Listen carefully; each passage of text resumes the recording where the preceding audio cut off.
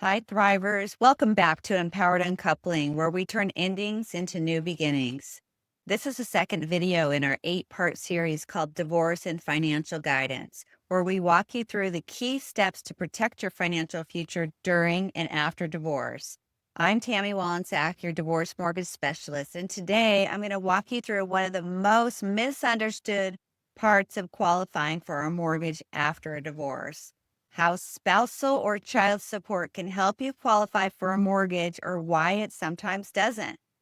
If you're trying to keep your home, refinance, or purchase something new after divorce and you're counting on support income, this is a must watch.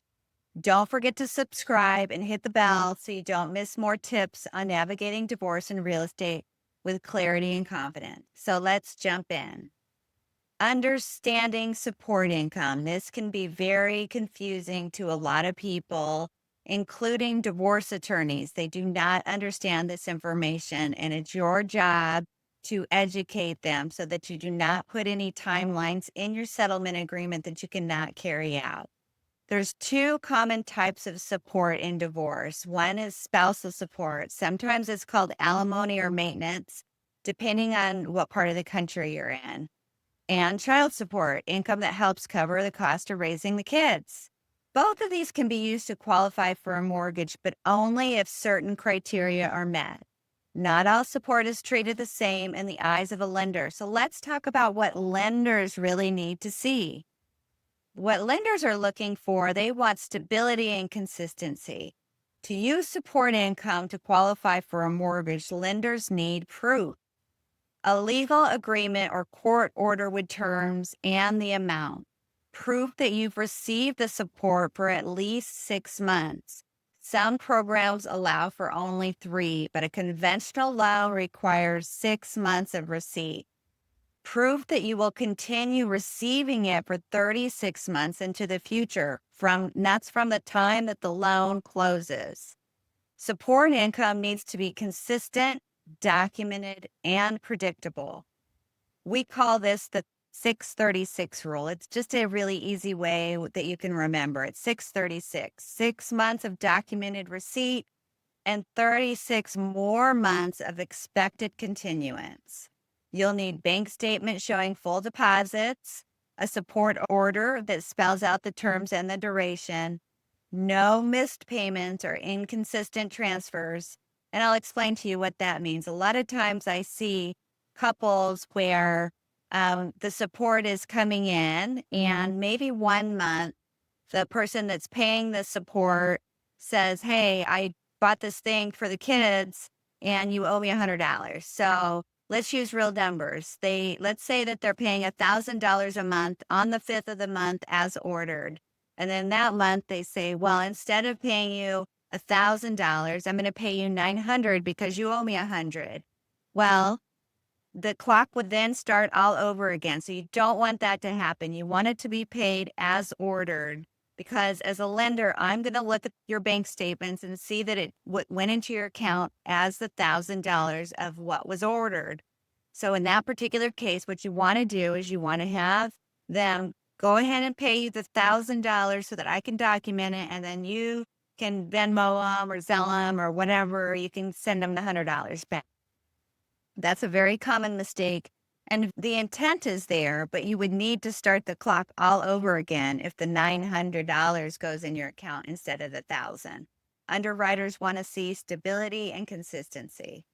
So 4 common mistakes that I see are verbal agreements. Like, I'll pay you, $1,000 a month. Okay, great. And, people think, well, that he's been paying or she's been paying the $1,000 a month, and I can't have just verbal agreements. I need it under a court order. Inconsistent payments, as we just discussed, I need it paid as ordered, consistently, on time, and the exact amount that was ordered. Short-term support durations.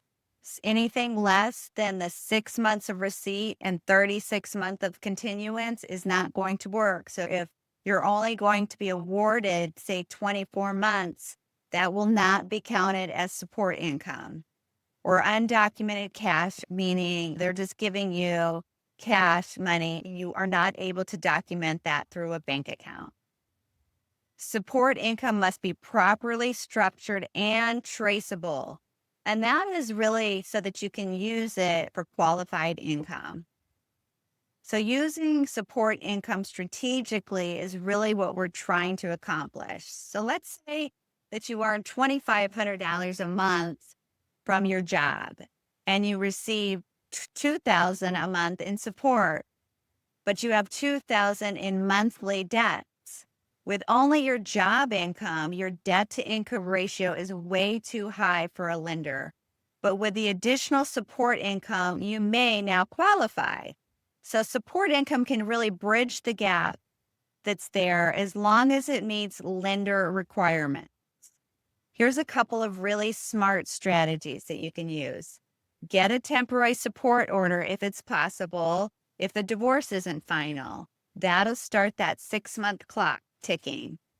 Request support for at least 4 years. That gives you enough time to get the 6 months of receipt and then have a 36-month of continuance with some buffer time in there. Otherwise, you're going to have to close the loan right at the 6-month mark because an underwriter is going to look at it and make sure you have 36 months left of the support coming to you, not 35 months. Your loan will not be approved if there's only 35 months left. You need at least 36 months left. And ensure that the deposits are consistent and traceable. And then fourth, work with a divorce mortgage specialist, somebody that can help guide you and make sure that you qualify for this. Getting this right early saves stress and saves homes. So let me tell you a real story. I have a client, let's just call her Sarah, was awarded $2,500 a month for 24 months. Well, we know that that isn't going to work as I just described.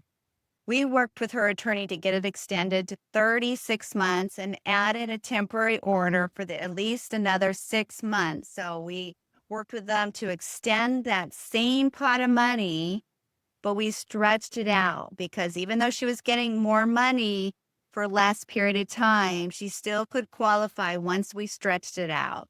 And they agreed to do that. She was able to keep her home. She qualified and she moved forward with peace of mind. So let me recap. Spousal or child support can help you qualify for a mortgage, but only if it's legal and documented. You've received 6 months of the support under an order, and you're going to continue to get another 36 months of the support after the loan closes, and you have a paper trail of all of it. Make sure that you document everything. So drop any questions that you have in the comments and I'll be sure and answer them. I'm Tammy, and this is Empowered Uncoupling. Reset, rebuild, and rise.